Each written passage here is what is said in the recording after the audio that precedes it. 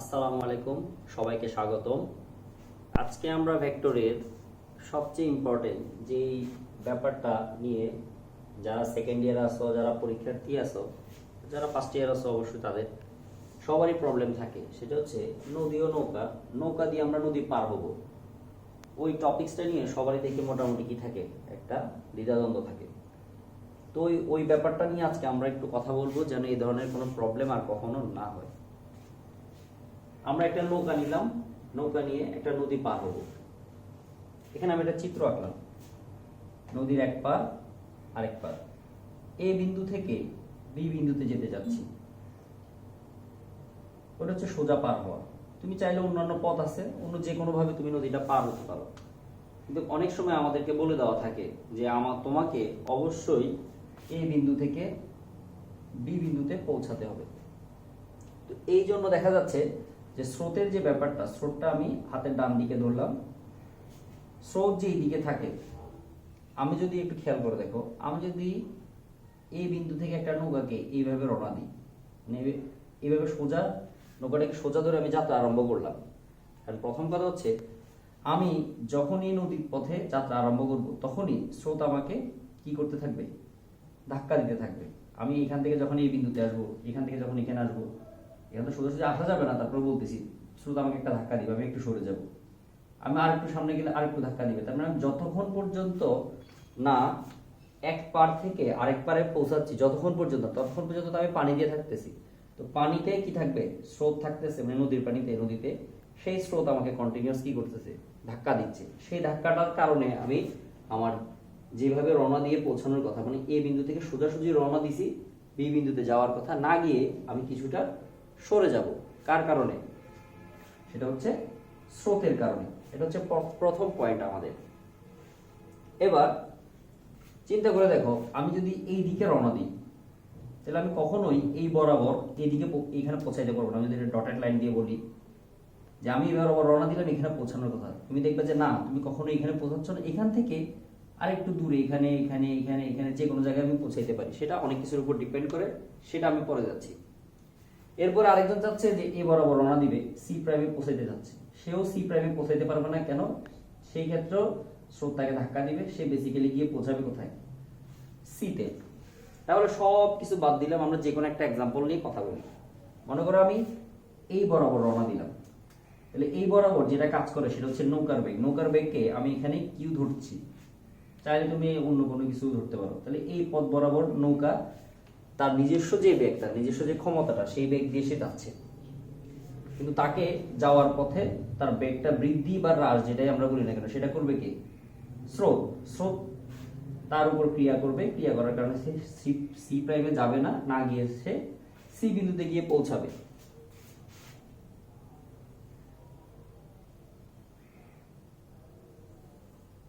C বিন্দুতে গিয়ে সে পৌঁছাবে। তো পৌঁছানোর যে ব্যাপারটা, সেটা হচ্ছে আমার আলটিমেট রেজাল্ট। মানে আমি চাচ্ছি বা আমি যেখানে যাব, সেটা হচ্ছে আমার আউটপুট, আমি যেটা পাচ্ছি বা রেজাল্ট। তো এই রেজাল্টটাকে বোঝানোর জন্য আমরা লোক দিয়ে বোঝাচ্ছি। এখানে দুইটা যে অ্যারো দিচ্ছি, এটা জাস্ট বোঝানোর জন্য যে দুইটা ভেক্টর ক্রিয়া করার কারণে আমি এটা পাইছি। সেই রেজাল্টটাকে আমি আর দ্বারা প্রকাশ করলাম, অনেকটা সামান্তরিকের সূত্রের মতো। তাহলে কি হলো, যেই বিন্দুতে আমি ধরে নিলাম প্রত্যেকটা বিন্দুতে নৌকার বেগ কিউ কাজ করতেছে, মানে তুমি এখানে ধরো, এখানে ধরো, এখানে ধরো, তার যাত্রাপথের যে বিন্দুতেই তুমি তা ধরো না কেন, সেখানে নৌকার বেগও আছে, সেখানে আবার কে আছে, স্রোতও আছে। তার মানে দুইটা ভেক্টর প্রত্যেকটা বিন্দুতে ক্রিয়া করছে, যার কারণে তাদের দুইটা ভেক্টরের ক্রিয়ার কারণে নতুন আরেকটা ভেক্টর সৃষ্টি হচ্ছে, যাকে আমরা লব্ধি ভেক্টর বলছি, যেটা হচ্ছে আর। যেটা আমরা সামান্তরিক থেকে দেখেছি যে একই বিন্দুতে যদি দুইটা ভেক্টর একই সময়ে ক্রিয়া করে এবং ওই দুইটা ভেক্টরকে যদি সন্নিহিত বাহু ধরি, একটা সামান্তরিকের কর্ণটা তাদের লব্ধি নির্দেশ করবে। তাহলে সেই সামান্তরিকের সূত্র অনুযায়ী স্রোত সর্বদা কিভাবে কাজ করে, স্রোত সর্বদা পাড়ের সমান্তরালে কাজ করবে। স্রোতটা এইভাবে যাচ্ছে, তো আমি মাঝখানে না দেখাই, আমি জাস্ট পাড়ে দেখালাম। কারণ কেন, পাড়ের সমান্তরালে সবসময় স্রোতটা বয়ে যায়। তাহলে পাড়ের এই রেখাটা বরাবর আমি স্রোত ধরলাম, আর এটা হচ্ছে কিউ। দুইটা ভেক্টরের মাঝখানে যে কোণ, মানে পি আর কিউ মাঝখানে যে কোণ, সেটাকে আমরা আলফা, সামান্তরিক সূত্র মতো বলতেছি আর কি। আর লব্ধি এবং অন্য যে কোনো একটা ভেক্টরের মধ্যবর্তী যে কোণ, সেটাকে আমরা বলি থিটা। তো আমি এখানে পি এর সাথে কোণটা ধরলাম যেন সামুদ্রিক সূত্রের সাথে মোটামুটি আমরা মিলাইতে পারি। তো এখন যদি তোমাকে বলা হয়, তোমার কাছে জানতে চাওয়া হয়েছে যে আমি যে নৌকাটা মানে স্রোতের একটা বেগ দেওয়া আছে, সাপোজ ধরে নাও 2 ms ইনভার্স 1 স্রোতের বেগ, আর নৌকার বেগ মনে করো বললো 8 ms ইনভার্স 1। তাহলে বললো এই যে নৌকাটা তো আর এসি প্রাইমে যাচ্ছে না, সে যাচ্ছে এ থেকে সি বিন্দুতে। বলছে এ থেকে যে সি বিন্দুতে গেল সে কত বেগ নিয়ে গেল। তাহলে দেখো ইন জেনারেল দেখা যাচ্ছে নৌকার বেগটা হচ্ছে কত 8, কিন্তু স্রোত থাকার কারণে তার বেগটা 8 থাকবে না, না থেকে সে আর একটু ওদিকে যাচ্ছে, সেই লব্ধি বেগটা তোমাকে নির্ণয় করতে বলা হয়েছে।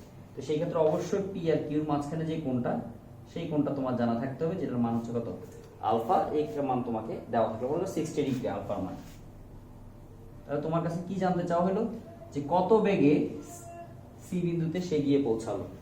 তাহলে সেই ক্ষেত্রে নরমাল যে ব্যাপারটা, লব্ধি সূত্র আর ইজ ইকুয়াল টু আমরা পড়ছি সামান্তরিকে p square q square plus 2 p q cos alpha. প্রত্যেকের মান জানা থাকলে তুমি তার লব্ধি বেগ আর কি, ও এখানে একটা কথা, একই জাতীয় দুইটা রাশি হইতে হবে অবশ্যই। পি হচ্ছে এক প্রকার বেগ ms ইনভার্স 1, কিউ হচ্ছে একটা বেগ, কার বেগ নৌকার বেগ। তাহলে আরও তো বেগ হবে, আর তো আর দূরত্ব হবে না, অন্য কোনো কিছু হবে না। তো এইভাবে তুমি লব্ধি বেগ নির্ণয় করতে পারবে, অর্থাৎ যেই বেগ নিয়ে নৌকাটা এই পার থেকে ওই পারে কোন বিন্দুতে সি বিন্দুতে পৌঁছালো। আচ্ছা, তো এটা গেল একটা ব্যাপার। এবার তোমাকে আরেকটা ব্যাপারে বললো যে সে তো রওনা দিছিল কত ডিগ্রি কোণে, মানে যখন সে যাত্রা আরম্ভ করছে, আরম্ভ করার সময় সে 60 ডিগ্রি কোণ করে, কার সাথে 60 ডিগ্রি কোণ, পারের সাথে অথবা স্রোতের সাথে 60 ডিগ্রি কোণ করে সে রওনা দিছিল। এখন সে যে পৌঁছালো সে কত ডিগ্রি কোণে পৌঁছালো, অর্থাৎ তোমার কাছে থিটাটা জানতে চাওয়া হলো। তো সেই ক্ষেত্রেও তুমি ট্যান থিটার যে সূত্রটা আমরা বলি, ট্যান থিটা সমান হচ্ছে কিউ সাইন আলফা। নিয়মটা তো জানা আছে যে একা থাকবে, মানে যার সাথে সাইন অথবা কস থাকবে না, কোনটা হবে তার সাথে। তাহলে এখানে কোন কার সাথে, পি এর সাথে, অর্থাৎ স্রোতের সাথে। তাহলে পিটা আলাদা থাকবে, আর উপরে সাইন আলফা, নিচে কিউ কস আলফা। এখান থেকে তুমি লব্ধি বেগ নির্ণয় করতে পারবা যে এই বেগে সে পৌঁছালো, আর কত কোণ এখন পৌঁছালো সেটা তুমি ডিফাইন করতে পারতেছো। তো এটা হচ্ছে একদম কমন জেনারেল, মানে কমন ধারণা, যেটা আমরা সামান্তরিকের সূত্র প্রয়োগ করে নদী নৌকার এই অংশটুকু করতে পারবো। এখন নদী নৌকার অঙ্কটা বা থিমটা এখানেই সীমাবদ্ধ নয়। কেন? কারণ আমরা বিগত যে লেকচারগুলোতে দেখছি সেখানে ভেক্টরের বিভাজন সম্পর্কিত ব্যাপারগুলো নিয়ে আমরা আলোচনা করছি। এখানেও ভেক্টরের বিভাজন আছে, যেহেতু ভেক্টর, যেখানেই ভেক্টর থাকবে সেখানে ভেক্টরের বিভাজন থাকবে। ওই ব্যাপারটা নিয়ে আজকে আমরা মানে এখন আমাদের আলোচ্য বিষয়, কারণ ওইটাই আমাদের কাছে সবচেয়ে ইম্পর্টেন্ট। তুমি ওই জিনিসটা বুঝলে এখানকার সবগুলো ম্যাথ তুমি মোটামুটি পারবা। এখন আসো আমরা সেটাকে বিভাজনটা কিভাবে করব। এটাকে আমরা এক্স অক্ষ ধরলাম, এটাকে আমরা ওয়াই অক্ষ ধরলাম বোঝার সুবিধার জন্য। ঠিক আছে, আমরা আরটাকে আপাতত বাদ দিয়ে দিচ্ছি, আর এর আমাদের এখন দরকার নাই, আরটা আমরা একটু পরে দিচ্ছি। থিটাও বাদ দিয়ে দিলাম, আপাতত যা আছে স্রোত থাকবে, নৌকার বেগ আছে, আর তাদের মধ্যবর্তী কোণ আলফা আছে। এবার আমরা তাকে উপাংশের নিয়ম অনুযায়ী ভাঙতে চাচ্ছি। কিভাবে ভাঙতে যাচ্ছি এবার আসি ব্যাপারটাতে। এটা তো এক্স অক্ষ বরাবর, তাহলে স্রোতের দুটো উপাংশ হওয়ার কোনো যুক্তিকতা নাই। কেন? কারণ স্রোত নিজে শুধুমাত্র একটা মানে অক্ষ বরাবর ক্রিয়াশীল, সেটা হচ্ছে কোন অক্ষ, এক্স অক্ষ বরাবর। এবার যদি আমি নৌকার বেগটা দেখি কিউ, ও কিন্তু ওয়াই অক্ষ বরাবর সোজাসুজি ক্রিয়াশীল নয়, না থেকে সে এক্স এবং ওয়াই অক্ষের মাঝামাঝি কোনো অংশ দিয়ে কি করছে, ক্রিয়া করছে। তো এই কারণে আমরা সেই ভেক্টরটাকে দুইটা লম্ব উপাংশে বিভক্ত করলাম। কেন বিভক্ত করলাম? কারণ তার দুইটা অংশ বরাবর দুইটা মান থাকবে। কেন? কারণ সে এক্স এবং ওয়াই মাঝামাঝি দিয়ে যাচ্ছে। মাঝামাঝি দিয়ে যাওয়া মানে কি, এরও আছে ওরও আছে, ওরকম আর কি। অনেকটা মধ্যবিত্ত ফ্যামিলির মতো, কখনো কখনো উচ্চবিত্ত নিয়ে আচরণ করে, কখনো আবার গরিব মানে নিম্নবিত্ত নেই। আচ্ছা যাই হোক, ওদিকে আমরা না যাই। তাহলে এই কিউ কে আমরা কি করলাম, দুইটা লম্ব উপাংশে, অবশ্যই লম্ব উপাংশ, অন্য উপাংশগুলো এখানে আসবে না, হিসাবের ক্ষেত্রে আমরা আনবো না, যদি না প্রশ্নে আমাকে বলে দেওয়া থাকে। প্রশ্নে বলে না লম্ব উপাংশই। তাহলে কিউ এর অংশ কয়টা থাকলো, কিউ এর অংশ থাকলো টোটাল দুইটা, একটা হচ্ছে এক্স অক্ষ বরাবর আর একটা হচ্ছে ওয়াই অক্ষ বরাবর। এটা যেহেতু আলফা, এটাও হবে আলফা, এটা হবে কিউ এক্স, মানে এক্স অক্ষ বরাবর সমান কি লেখা যাবে, কিউ কস আলফা। এটাকে আমি একটু এখানে লিখতেছি, ওখানে হয়তো বা ছোট হয়ে যাচ্ছে লেখাটা। কি লিখলাম, এক্স অক্ষ বরাবর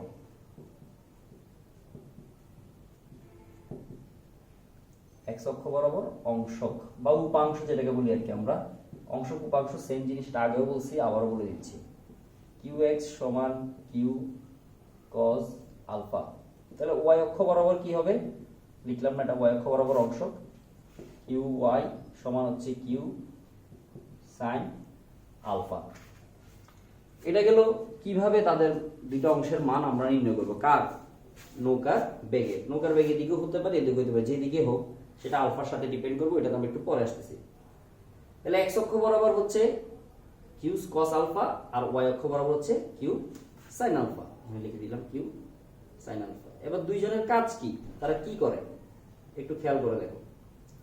এক্স অক্ষ বরাবর নৌকার বেগের যে অংশ, সে কি করছে, নৌকাটাকে ধীরে ধীরে এই দিকে মানে হাতের ডান দিকে নিয়ে যাচ্ছে।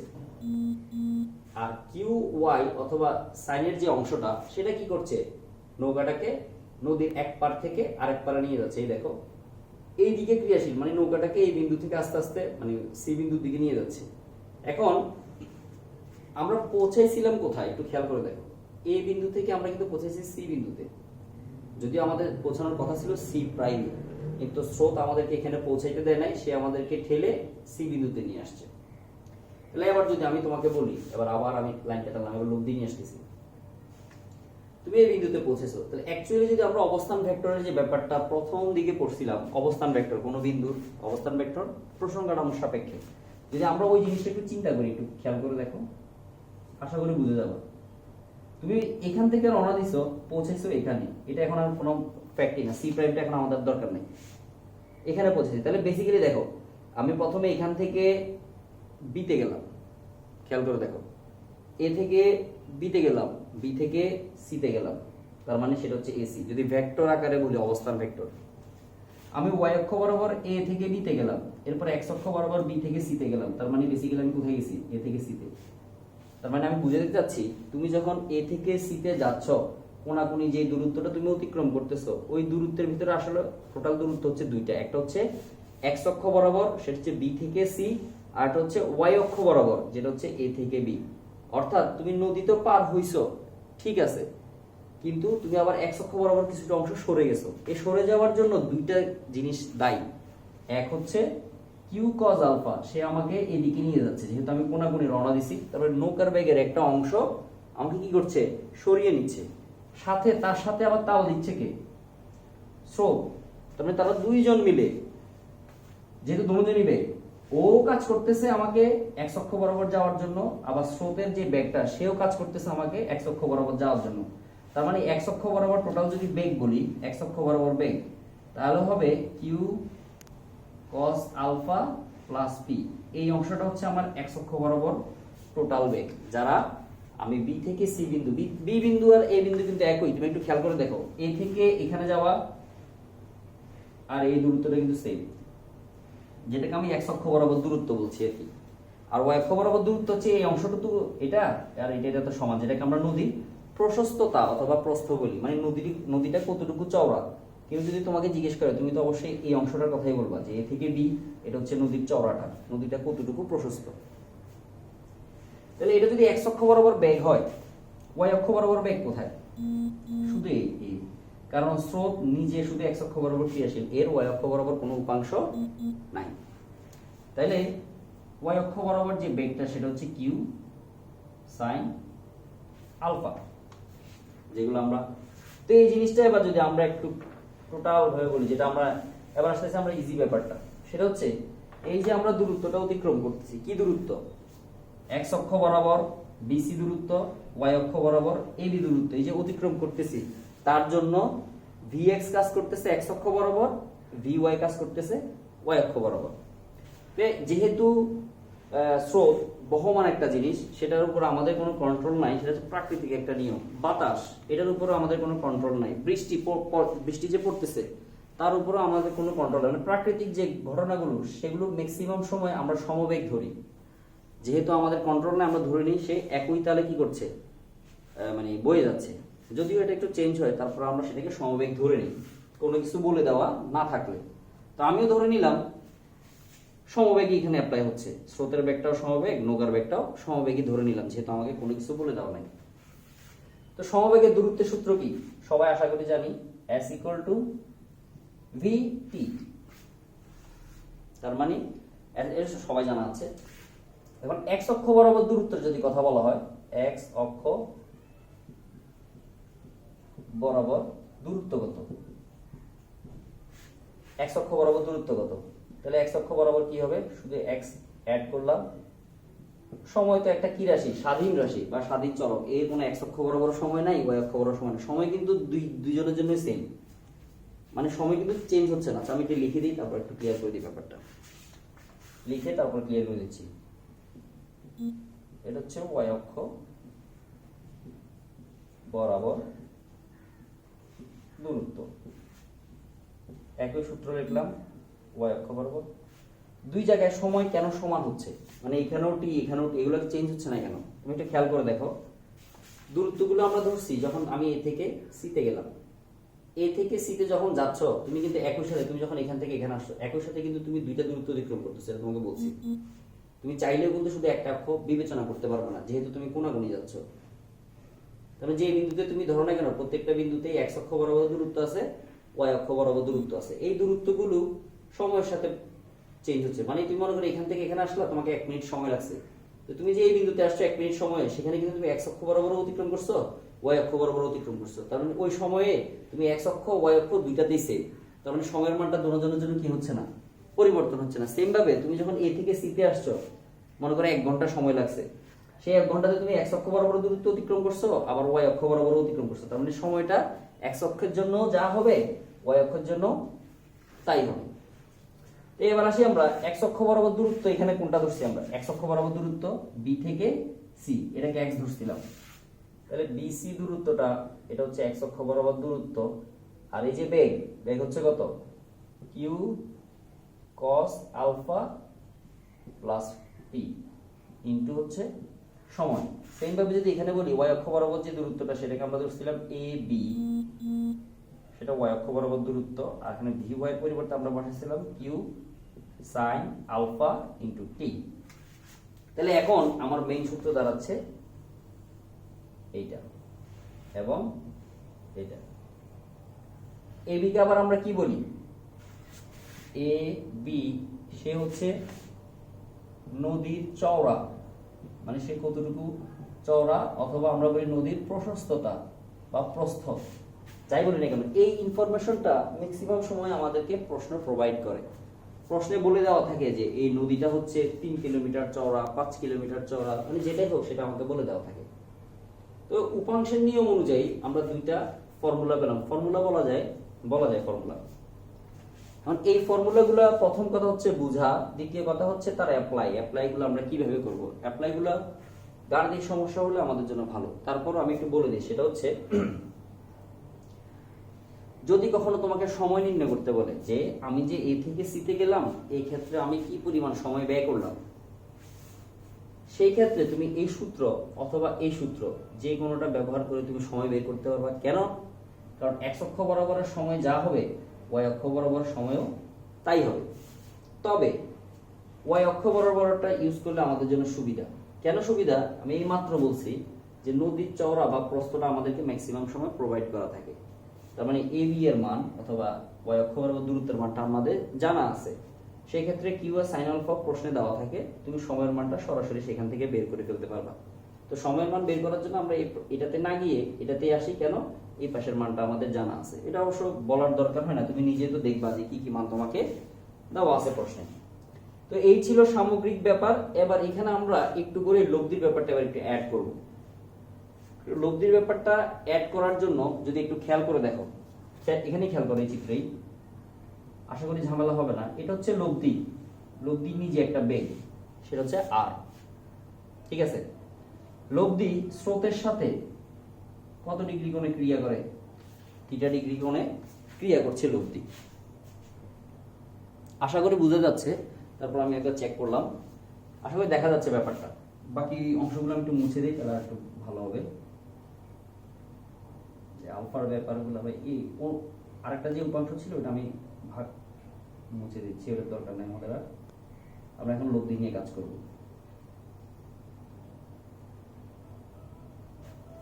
লব্ধি লব্ধি আর ক্রিয়া করছে, সে স্রোতের সাথে কত ডিগ্রি কোণে? Theta degree. লব্ধির সাথে তো স্রোতের কোণ থিটাটা প্রথমে বলছি। আচ্ছা, এখন এই যে লব্ধিটা ক্রিয়া করছে, সেও কিন্তু এক্স অক্ষ এবং ওয়াই অক্ষ তার মাঝামাঝি কোনো অংশ দিয়ে কাজ করছে। তো যে কারণে আমরা চাইলে তাকেও লম্ব উপাংশে বিভক্ত করতে পারবো। দুইটা করলাম, এটা যেহেতু থিটা, এটাও হবে থিটা, এটা হবে আর কস, এটা হবে আর সাইন। তার মানে লব্ধি যে বেগ নিয়ে আমি রওনা দিচ্ছি বা যাচ্ছি, সেই বেগকে আমরা দুটো উপাংশে বিভক্ত করলাম, আর কস আর সাইন। একটা হচ্ছে এক্স অক্ষ বরাবর আর একটা হচ্ছে ওয়াই অক্ষ বরাবর। এখন যদি বলা হয় যে এখানে কি স্রোতের বেগ কাউন্টে আসবে আলাদাভাবে? আবার আমি তোমাদেরকে প্রশ্ন করলাম যে স্রোত, তখন তো আমরা নৌকার বেগ স্রোতের বেগ দুইটাকে মিলে কোন অক্ষ বরাবর বেগ ধরছিলাম? এক্স অক্ষ বরাবর মোট বেগ ধরছিলাম, ওয়াই অক্ষ বরাবর একটা ধরছিলাম। এখন আমি এই লব্ধির জন্য এক্স অক্ষ বরাবর টোটাল বেগ নির্ণয় করতে চাচ্ছি। লব্ধি মানেই তো হচ্ছে পি আর কিউ রেজাল্ট। তাহলে এখানে তো আর ইন্ডিভিজুয়ালি কিউ আসবে না, ইন্ডিভিজুয়ালি কে আসবে না, পি আসবে না। তার মানে ওরা ভ্যানিশ। ওদের দুইজনের রেজাল্ট হিসেবে আমি কাকে পাইছি? আর কে পাইছি। তাহলে এখন এক্স অক্ষ বরাবর মোট বেগ আমি সরাসরি বলতে পারবো আর কস থিটা, কারণ এর ভিতরে পিও অ্যাড হিসেবে আছে। আর ভি ওয়াই যেটা, সেটা হচ্ছে আর সাইন থিটা।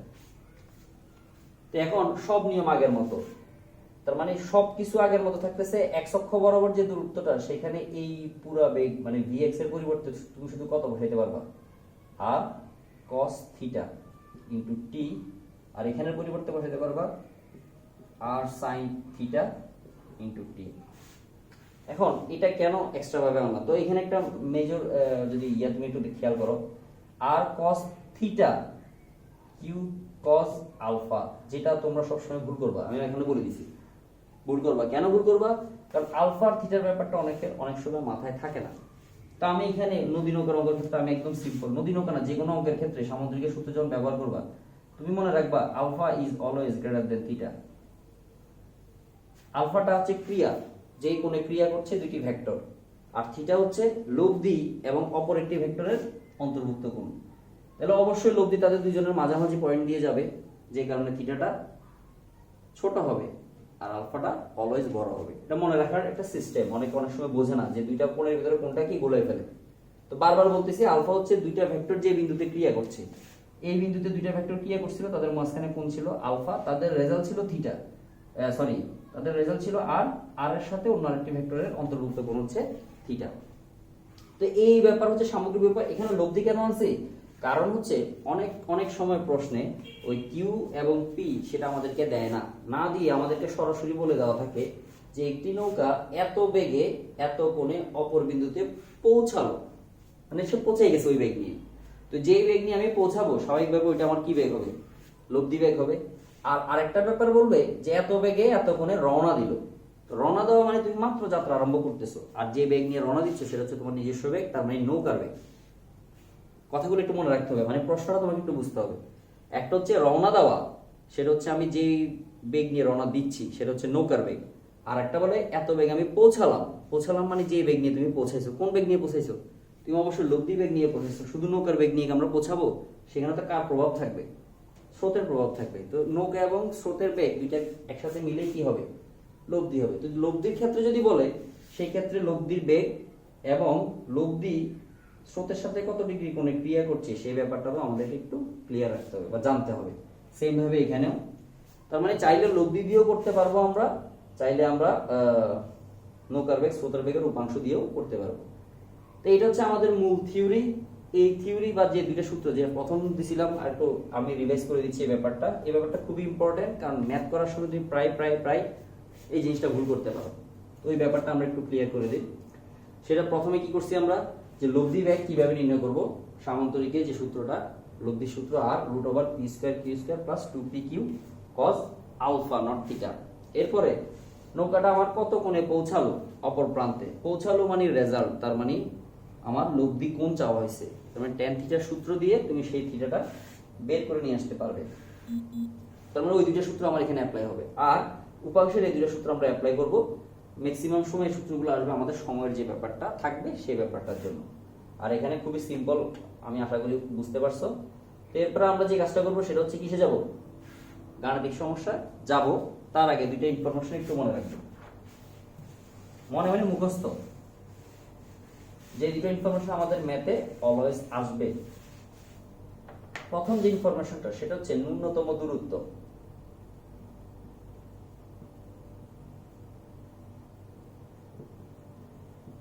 দূরত্বে নদী পারাপার।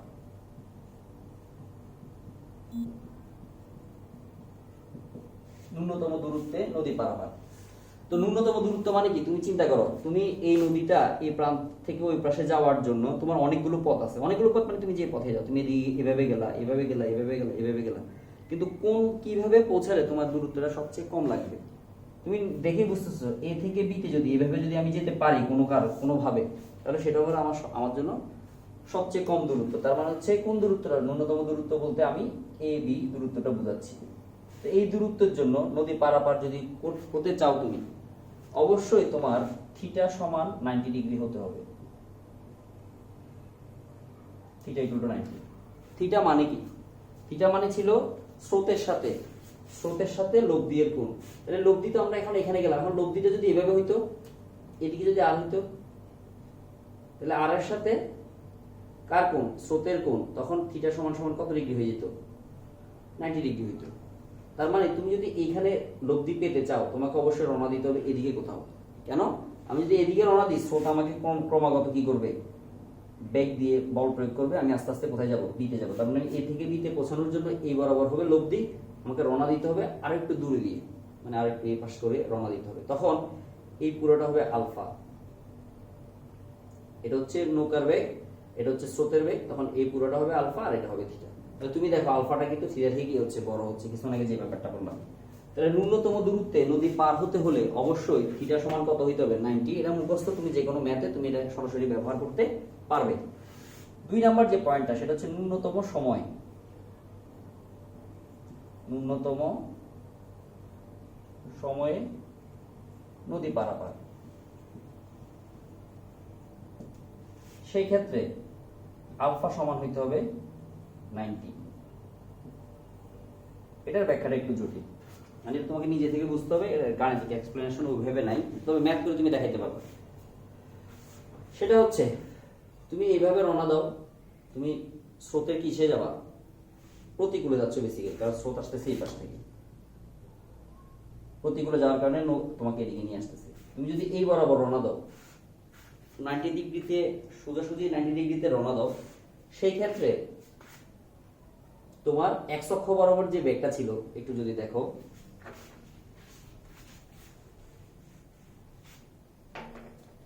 মানে ওই ইয়ার ক্ষেত্রে ওই যে এক্স অক্ষ বরাবর ছিল cos alpha plus p sin alpha এরকম ছিল। তাহলে তুমি আবার চিন্তা করো, আলফার মান যদি তুমি 90 ডিগ্রি বসাও, এক্স অক্ষ বরাবর যদি ব্যাপারটা খেয়াল করো, এক্স অক্ষ বরাবর আলফার মান 90, cos 90 মান 0, তার মানে তুমি রেজাল্ট পাবা কত, অনলি পি। তার মানে শুধুমাত্র স্রোত তোমাকে হেল্প করছে কোথায় যাওয়ার জন্য, এখন এক্স অক্ষ বরাবর দূরত্ব অতিক্রম করার জন্য। আর এখানে যদি তুমি 90 বসাও, তাহলে শুধু কি আসবে, কিউ। তার মানে এক্স অক্ষ বরাবর শুধু পি কাজ করছে আর ওয়াই অক্ষ বরাবর শুধু কিউ কাজ করছে, যে কারণে তাদের রেজাল্টটা কোথায় আসবে, তাদের রেজাল্ট বা যেটাকে বলে সময় নির্ণয়ের যে ব্যাপারটা, সেটা সবচেয়ে কম আসবে। তার মানে তুমি যদি কোনো কারণে 90 ডিগ্রিতে রওনা দিতে পারো বা রওনা দাও, সেই ক্ষেত্রে তুমি সবচেয়ে কম সময় নদী পার হবা। এখন পার হয়ে তুমি যে কোনো জায়গায় যেতে পারো, আমি বলছি শুধু পার হওয়ার কথা, পার মানে তুমি এখানে হইতে পারো, এখানে হইতে পারো, এখানে যে কোনো জায়গায় যেতে পারো তুমি। কিন্তু কথা হচ্ছে তুমি 90 ডিগ্রিতে রওনা দিছো, তোমাকে নদীটা পার হইতে হবে, অথবা দুইজনের প্রতিযোগিতা লাগছে, মনে করো দুই বন্ধু, যে একই বিন্দু থেকে দুইজনে রওনা দিবা, কে আগে পৌঁছাবে, সেই আগে পৌঁছাবে যার আলফার মান 90। ওইটাকে আমরা বলি ন্যূনতম সময়, এর থেকে কম সময় পাওয়া আর কখনো সম্ভব নয়। এই ছিল মোটামুটি দুটি ইম্পর্টেন্ট জিনিস। এই দুটি ইম্পর্টেন্ট জিনিস তোমাদের একটু মানে মুখস্থ টাইপ করে রাখতে হবে, যারা পরবর্তীতে ম্যাথ আসলে আমরা সেই ম্যাথে ব্যাপারটা ইউজ করতে পারি।